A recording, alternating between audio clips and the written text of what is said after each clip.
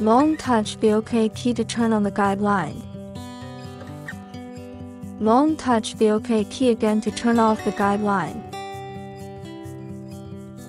Follow my operation. When the guideline appears on the screen, long touch the CH key, the V appear on the screen.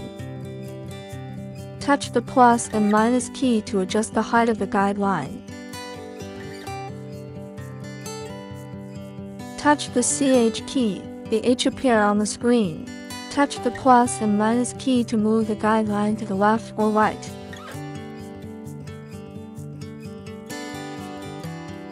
Touch the CH key, the M appear on the screen.